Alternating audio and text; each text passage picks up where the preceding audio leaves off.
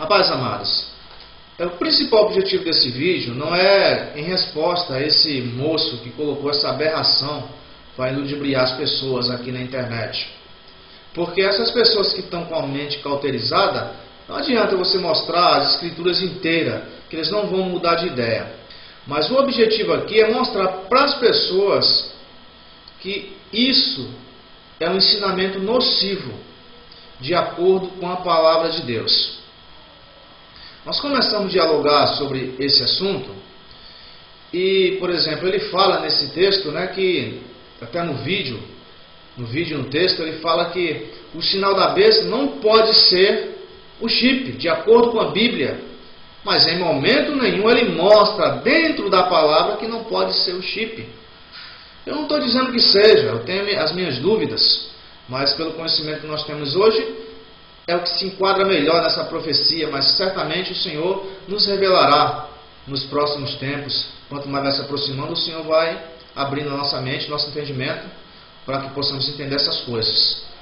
Mas eu não descarto. Ele fala isso, mas não mostra nenhum lugar para dizer, olha, não pode ser porque as Escrituras falam isso. Ele não fala. E ele diz, ele afirma veementemente que a igreja não vai estar aqui nesse período de grande tribulação, nesse período que o chip foi implementado, porque no capítulo 4 a igreja já foi arrebatada. Mas que a palavra de Deus fala sobre isso? Será que ela concorda com isso? E logo depois da aflição daqueles dias, o sol escurecerá e a lua não dará sua luz.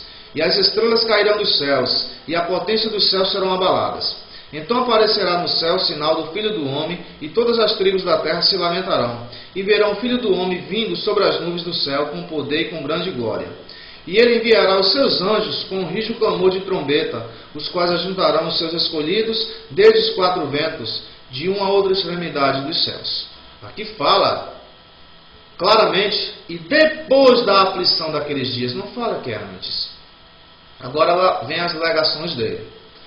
Esse texto não está falando sobre a igreja, está falando sobre o povo de Israel. Eu respondi, mas está falando aqui, não está falando o povo de Israel, está falando os escolhidos. Cerca de qual tipo de tribo, língua e nação? Os escolhidos. Tanto que fala que toda a tribo das terras se lamentarão. Tá? Todas as tribos, não é só as tribos de Israel, todas as tribos que estão na terra.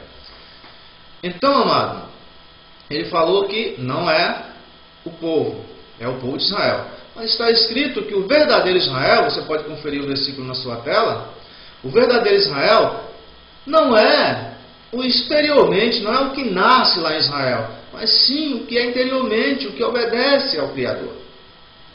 E que os filhos de Abraão são os da fé, os que são obedientes. Tanto é que o Salvador, uma vez ele falou para os israelitas, vós tem por pai o diabo. Se vós fosseis filhos de Abraão, vocês me amariam, porque Abraão testificou de mim. Então, mesmo que tivessem filho de Israel, o verdadeiro Israel não é o que nasceram lá em Jerusalém, é os que temem ao Deus Criador dos céus e da terra. É esse. Mas vamos a outra alegação dele. Porque não foi dirigido para nós, porque o Brasil nem existia. Mas espera aí. Por isso que se chama profecia, porque é um tempo futuro. Será que o Salvador não sabia que o Brasil ia existir? Será que o Salvador é tão medíocre assim para não saber? Não é isso?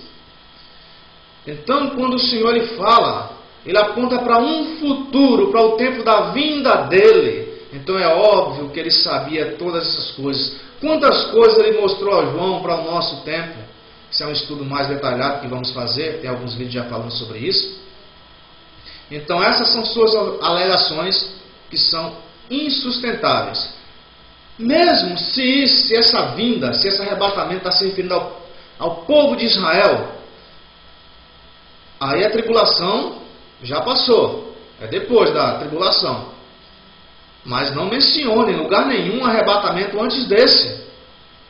Então a igreja ainda estaria aqui. Novamente, não cabe as alegações dele, não tem sustentação. Então ele fala que o arrebatamento acontece no capítulo 4. Mas será que a palavra de Deus concorda com isso?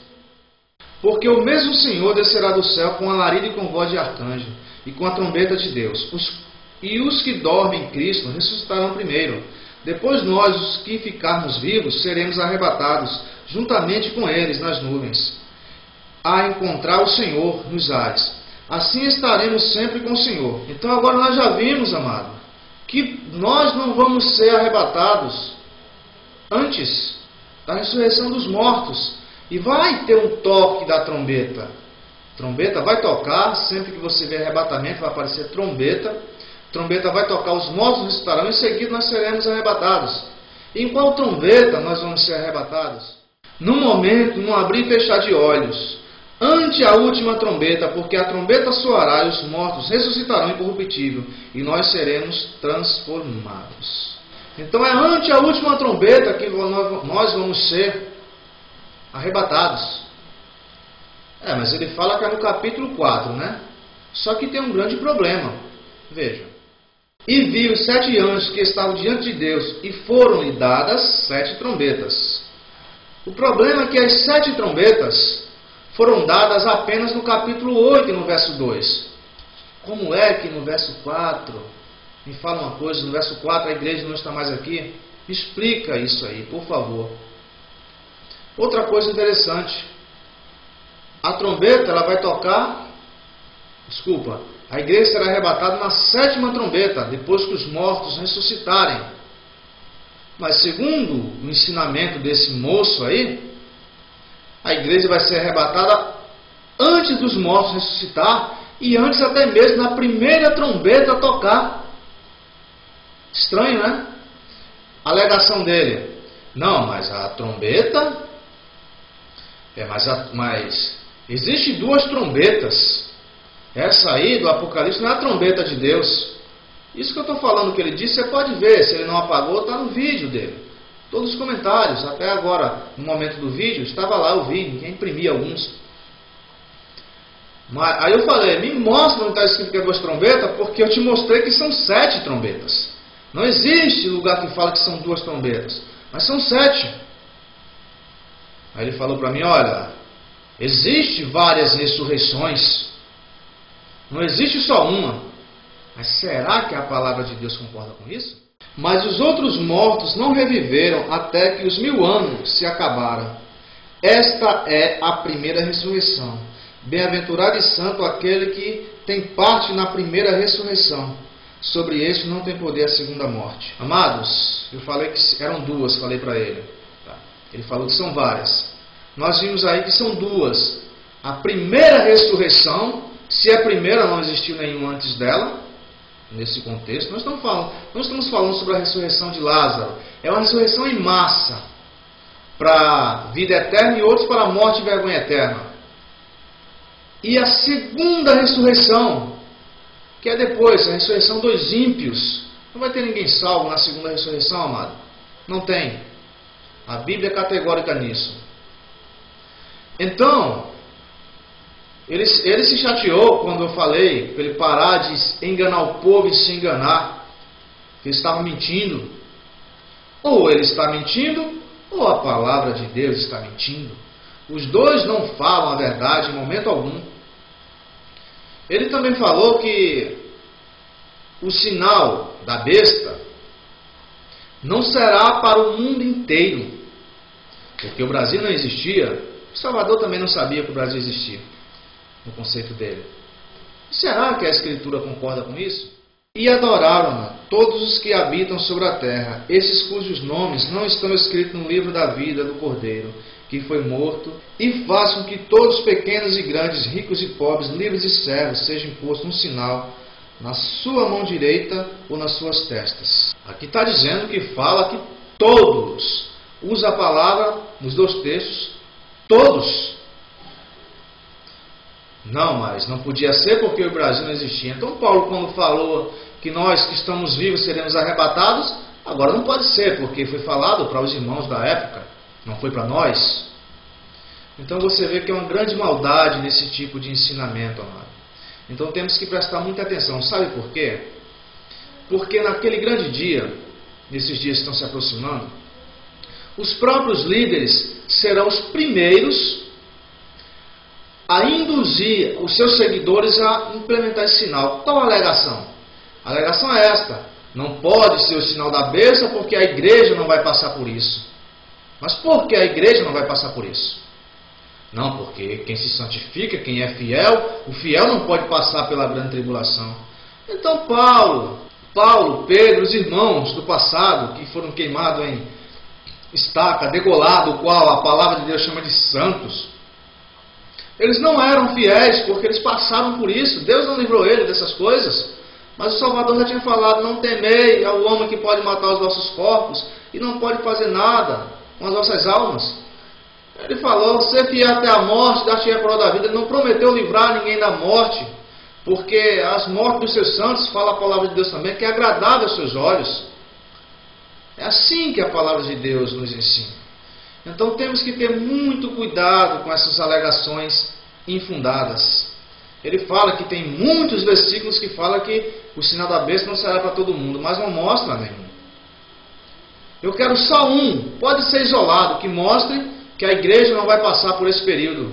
E não me vem com Daniel 12:1, porque Daniel ali, porque fala: e naquele dia se levantará o grande príncipe, né, no caso nosso Salvador, né, e livrar-se-á o teu povo naqueles dias, não daqueles dias, naqueles dias que sucede. Quais são esses dias? Você pode ler o versículo aí na sua tela, conferir aí na sua Bíblia, que fala que esse livramento, o cumprimento dessas coisas, será depois de um tempo, tempos e metade de um tempo, depois que destruíres o poder, ou espalhares, depende da tradução, do povo santo.